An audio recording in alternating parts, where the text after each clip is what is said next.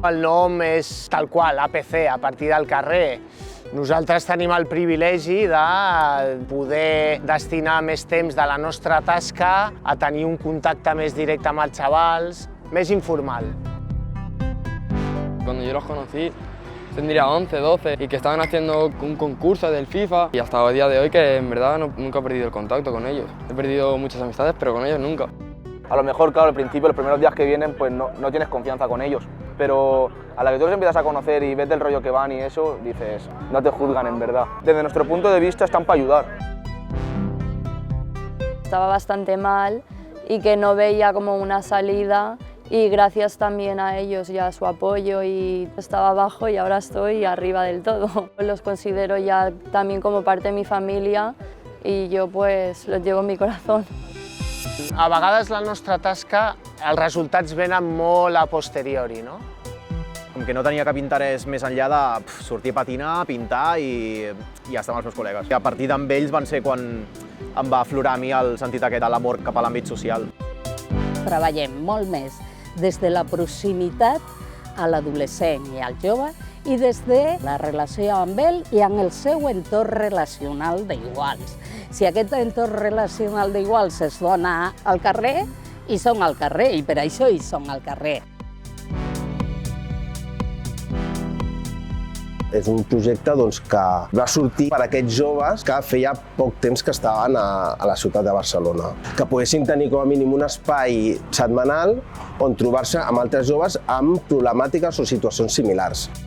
Tenía un mes aquí, o sea, conocía a nadie. Había días que no quería asistir, pero luego me motivaba y decía, tal vez esta es una oportunidad de poder integrarme en este país, y así fue. Vengo todos los jueves, pues me siento uno más, la verdad. Hi ha un percentatge alt d'èxit d'aquests joves que es deixen acompanyar. I quan tenen la seva xarxa d'amistats feta, ja no troben tan necessari el projecte, tot i que continuen el contacte amb l'educador. Els equips, a partir d'aquesta intervenció amb els joves, ja sigui a nivell individual o grupal o comunitari, treuen com una visió o un diagnòstic de la realitat, no? Nosaltres treballem amb adolescents i joves de 12 a 25 anys. Com a programa sí que hi ha unes línies generals. Al final un territori, el jovent que hi viu i l'estructura i la xarxa social fa que també variï i al final la figura de PC també s'adapta molt en aquest territori i fa propostes molt diferents.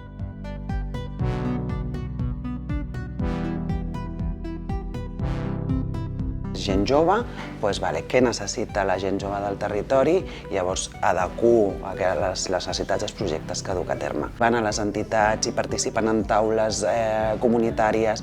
Per mi és l'enllaç amb la comunitat directa. Jo crec que ara no concebeixo un centre de serveis socials sense una figura de PC.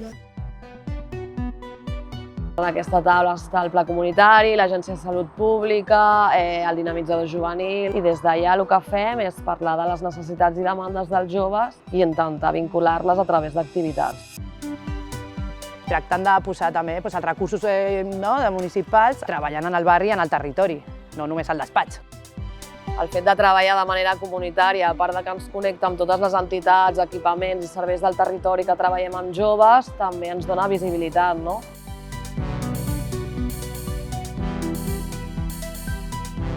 Cap adolescent ni jove ha demanat posar un educador a la seva vida i no sap si el necessita o no el necessita, però que segur que li facilita.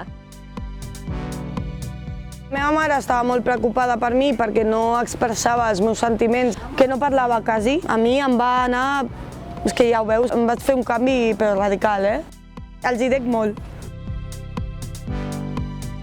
L'esport ens ajuda a poder vincular-nos amb joves i adolescents que no seria possible d'una altra manera. És l'excusa per anar treballant en altres àmbits. Són perfil a vegades de joves que els costa mantenir les relacions socials o establir un grup d'amistats. En l'espai de berenar acaben sortint temes d'interès per ells, de sexualitat, de consum de drogues, de com sortim de festa, de les relacions de parella. Nosaltres sempre diem als adolescents i joves que davant el dubte de si ens contacten o no, que ens contactin. Que nosaltres no som capaços de resoldre-ho tot, però que sabem, si no, el recurs que els hi pot ajudar. És un col·lectiu que veus possibilitat de canvi, veus energia i que tu com a adult donin aquesta legitimitat, no? de poder acompanyar, això és una bestialitat.